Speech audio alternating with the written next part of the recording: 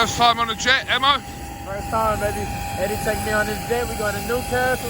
They said there ain't no place like Newcastle. Ain't no fight show like Newcastle. The atmosphere. It's gonna be crazy. That means jacket as well. Yeah. Yeah, I'm ready, man. I'm excited. I gotta get some pictures on this. Here you go. What's up? How much? Yeah. Like good? That's 10 on the picture. Yeah.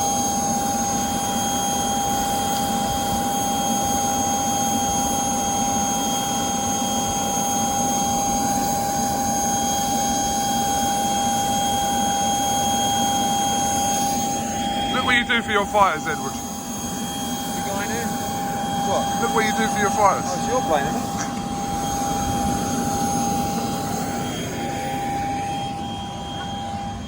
Oh. What do you want to sit there?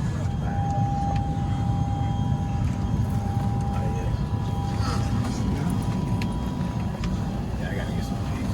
Sit there, coach. What do you reckon? I think obviously G's got the sofa. What do you reckon? Man, I feel great. I'm happy to be here. I've never been on a plane this small or jet. I've never been on a jet this small. So. Coach, you go on a jet every week. Yeah, that's right. That's how we roll now. This is Coach's jet. Yeah, we borrowed it off him. We borrowed it from him. Yeah, I'm excited, man. I'm really ready for this show. I'm ready for the show. I got a whole different. You don't know what to expect up here. No, I don't have. They're absolutely nuts. Well, he's got 2 weeks. He's got next week. It's going to be like 15,000. Tonight 9,000. But this is lively, isn't it? Tonight. It's gonna be crazy. This is gonna be good. And I'm excited. I'm about to put on the show. October 26th. I'm putting on the show. You're gonna see. I always do. But I'm gonna put on another one, and then another one, and then another one. He wants to get on the Saudi card. I know, he wants to get on every card. And everyone like to fight. You know, that's what I like to do. That's what I love to do. He was moaning yesterday because at one time he had 3 months without a fight. Incredible. Yeah. 3 months, I was going crazy, man. I was having fight withdrawals, you know? All right. How you doing, sir? We'll pick this back up in the air. KUGAN, CASSIUS, IFL TV, MTK Global. Might be a bit loud in here, but Yeah, it probably is loud. we're trying. Brought your fighter today to Newcastle, Yeah, Emo Williams. I wanted him to experience the atmosphere, you know, because I think the American fighters don't really get to see the crazy atmosphere outside of the mega events in America. So, I mean, he saw it with Joshua Ruiz. That was a crazy atmosphere. So now he gets to see the raucous atmosphere of Newcastle, because it is special. So, you know, he's Amo's fighting next week at the O2, and part of the experience of travelling and learning about the game is this kind of experience, going up, meeting fans, watching fights, experiencing different atmospheres, so that it's all absorbed in the mind for when you get to that level. One day he might be fighting for a world title in Newcastle, who knows?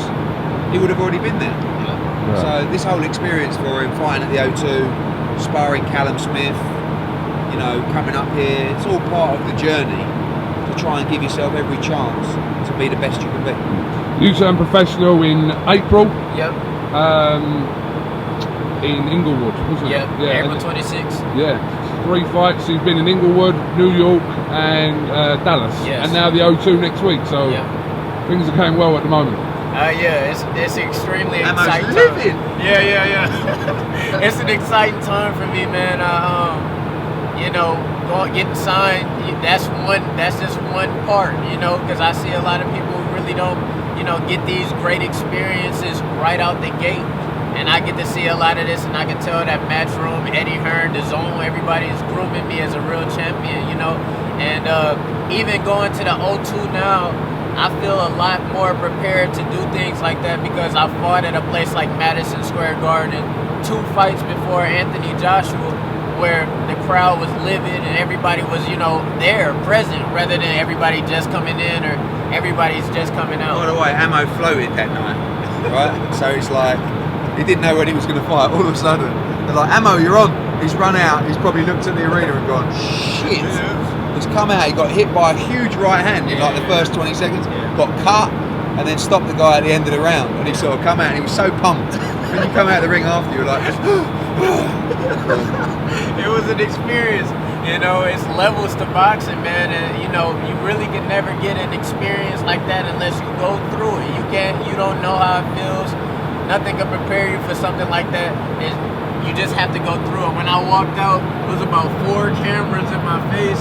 I was on a Megatron. I'm looking up. You know, I'm not even knowing what's going on. We got in a fight. We got announced. The crowd was very favorable to me. I didn't even know I had that many, you know, supporters. You know. And then after that fight, I actually gained like 10,000 fans. So I was like, man, this is amazing. But it was a true experience. And then now I know how to handle crowds and I know how to handle events like that a lot better. So I needed that experience. Eddie, you've obviously over the last year acquired some of the best kind of US talent. It's a bit rocky at the moment.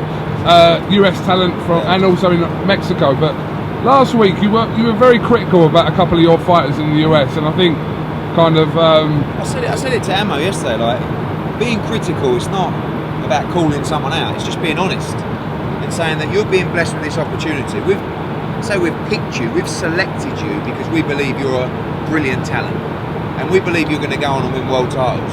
If you don't perform, I'm not going to sit there and say, oh yeah mate, that was great, and then go and talk behind your back and say, oh, that weren't very good, was it? Yeah. Do you know what I mean? I'm just going to tell you how it is. I'm going to say, look, I have to be honest, that weren't a great performance.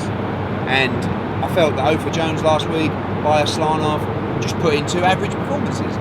When they perform really well, I'm going to rant and rave about them, I'm going to tell the world, and they're going to get the better opportunities. I said to Ammo yesterday, everyone's fighting for, can I get on the O2? Can I get on the KSI card? Can I get on the Saudi card? And basically how it works in terms of the process to get on those cards is, if you do really well or you look great, you're going to get those opportunities. It's not rocket science, that's life. If you put in a performance that don't, a lot of the time, I'm that guy where I get so excited, he'll finish a fight, I'll go straight up to him and go, right, you're on.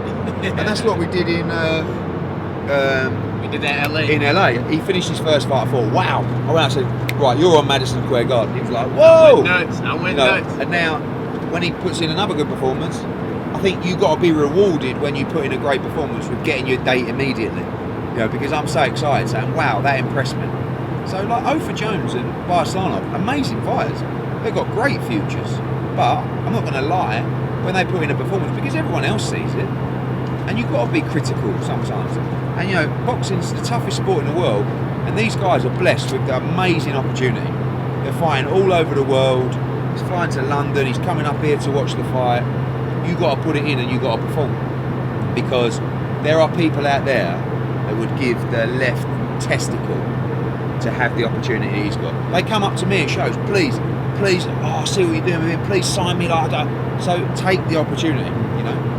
Ammo, if hopefully this doesn't happen, but if you was to have a performance that is below par, would you rather someone like Eddie tell you exactly and be critical rather than what we say in England, sugarcoat it? Absolutely. I think one of the biggest things that's responsible for my growth is that I was always in search for true criticism, and I never took it as, you know, I never was offended by it or, you know, let it go in one ear out the other. I always took what people gave me, you know, even if it's from just a regular person who doesn't really know much, because it's even, you know, significance in the regular fans' ideas and opinions and how they see me. If they telling me how they see me, then they telling me how the majority of the world sees me when I'm in the ring. So I've been listening to people like that to a certain extent. But I need to have real, true criticism, because when you really want to be the greatest at something, you know, that's almost like a gift. You can't have the yes men around you. No, not at all. By the way, the ultimate criticism and the ultimate evaluation comes from coach, right? But what you don't want around you in this game is yes men. Yes, man. You know, oh, well done, Emma. Oh, that's brilliant. Because he goes off, he toodles back to Dallas and goes, oh, Eddie told me it was great. You know. But there are a lot of people like within people's teams that are kind of. Yeah, but they're the poor coaches. Yeah. You know, they're the ones that's like, yeah, the cheerleaders. Yeah. You don't want to be a cheerleader. You don't want to be a cheerleader. This is a relationship. Tutor, mentor. Yeah. Sorry, got that all wrong. Mentor, tutor, right? That's the relationship. You do exactly as you're told by your coach. Yeah. Not you wake up in the morning and you say, all right, coach, I'm a bit tired today, so do you mind if we just do bag work instead of my sprints? Nah, No, like fuck off. Shut your mouth. Get on the track. Yeah, that's the respect you have to have. Yeah. That's when you're a pupil. You respect your mentor, you respect your teacher. And without that, you'll never reach greatness, because it's so easy, isn't it? How easy is it? We know, even in our world, where it's like, you've got to go to the gym today. And you wake up in the morning and you just go, do you know what? And we've been doing it all our lives, right? So these guys feel like that. They're only human. So that's the inspiration of a coach. And the respect for a coach that you have, well, you don't want to fuck with a coach. Well, that's how you should feel. Like, fuck, whatever he says, he scares the shit out of me. Now, Carl Froch once said, it's one of our old great middleweight world champions. His trainer was Rob McCracken. He said, you know, every time I hit the heavy bag, even at the end, he's actually told me this at the end of his career, I just want Rob, my coach, to go, good, that was good. He said, and I'm hitting the bag and I'm waiting for it, and when I hear it, it makes me feel so good. You know, that's what you need from your coach, that level of trust, you know, to know that when things get tough in the fight, when you go back to the corner, you can get rid of the noise and look him in the eye and take the right advice and trust his judgment. And you know, coach will tell you if you put in a bad performance, a good performance, not to give you the response that keeps his job. Do you know what I mean? Because the great coaches don't care about that. If we fall out, if I don't train you anymore, that's fine. But I'm not going to tell you lies, you know. So there's too many coaches in boxing that just want to keep their job, so they won't criticise like they should. And young fighters won't learn. He's had 3 fights. He's got 2 years before he has a serious test. Shout out to Coach, who's quietly sitting in the corner. Do you agree with everything Mr. Hearn just said? I totally agree. I'm giving to him 100. You got to give it to him 100. If you want to be the best, and I want him to be the best. He's going to be the best, trust me. We're there, we're on our way. Absolutely. So again, 2 years before you have a serious fight. A serious fight, but I'm talking about championship fight. Yeah. You know, he had a very limited amateur career, but burst on the scene, started knocking everyone out, and everyone was talking about him really quickly. So we swooped in, signed him. But it's a serious investment, and when you make an investment into anything, you know, whether it's a fighter, whether it's a racehorse, whether it's stocks and shares, you've got to give that investment every chance. So there's no point going in with ammo, guiding him the wrong way, making a mistake, giving him the wrong opponents, rushing him. You know, we're going to be spending a lot of money on the development of Ammo Williams, right? So we've got to get it right. Because if he don't become world champion, we've all wasted our time and money. That's the truth.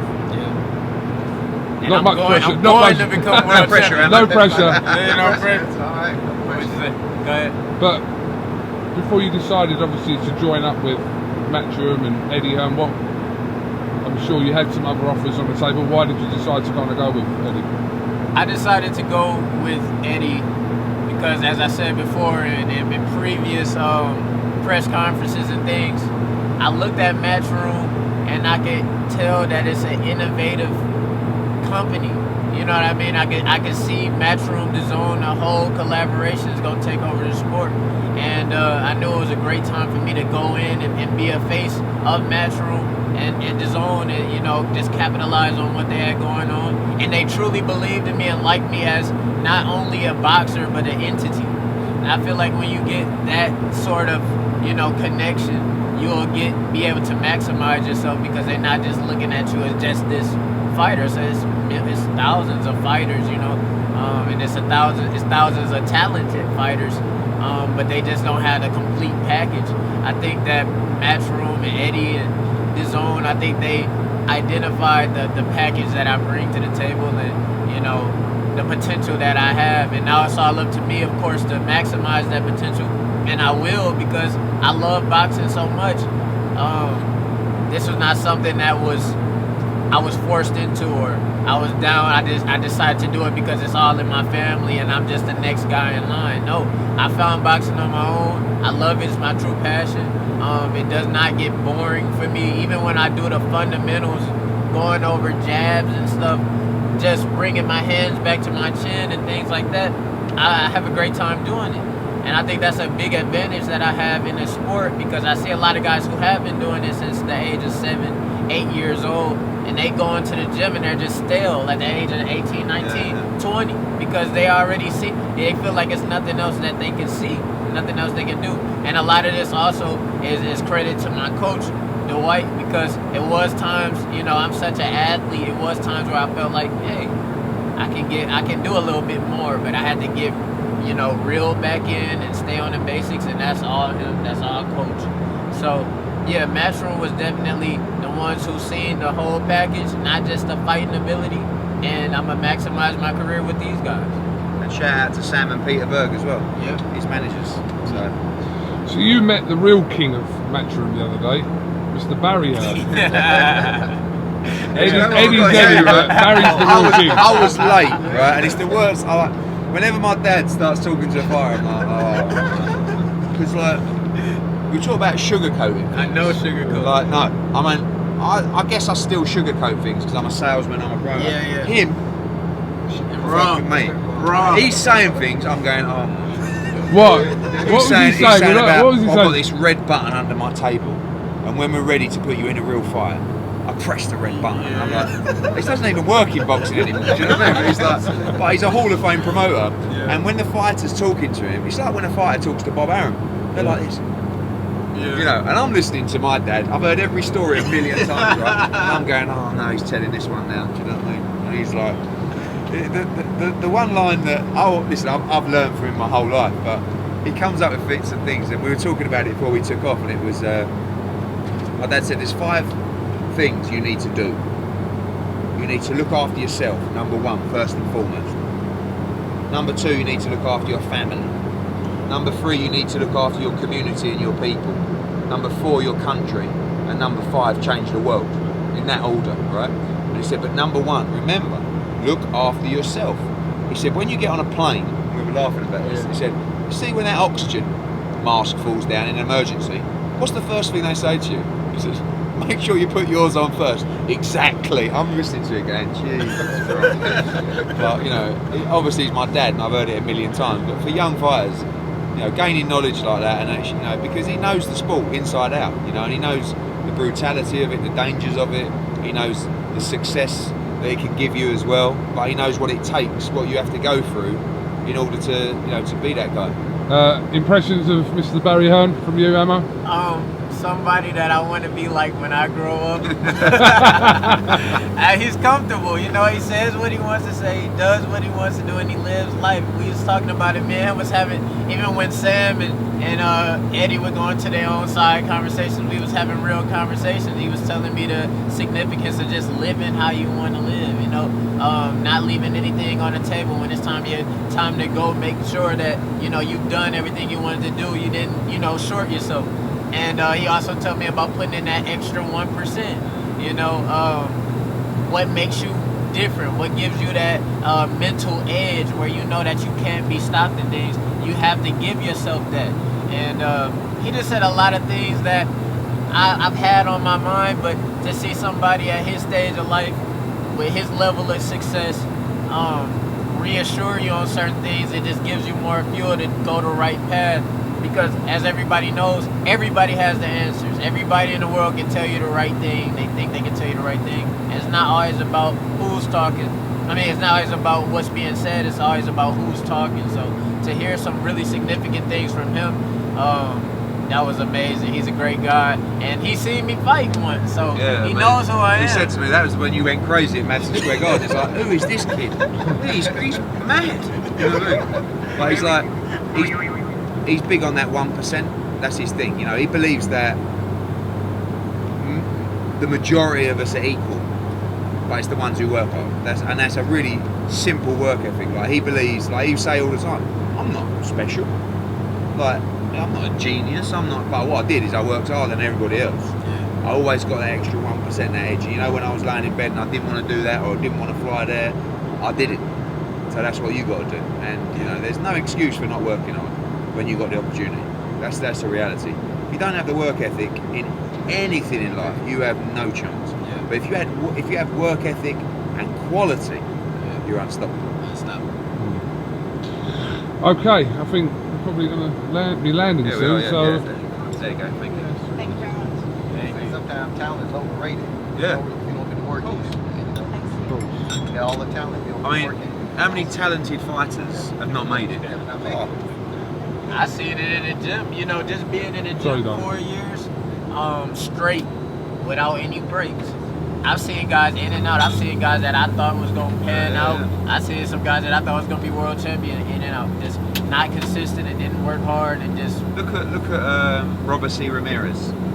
You know, the Cuban kid, won 2 Olympic golds, Simon top rank. Which people thought this guy could be the very, very best. Lost his debut. Oh yeah, You know? Like, I mean, don't work out like that. And that's one big thing that I learned too.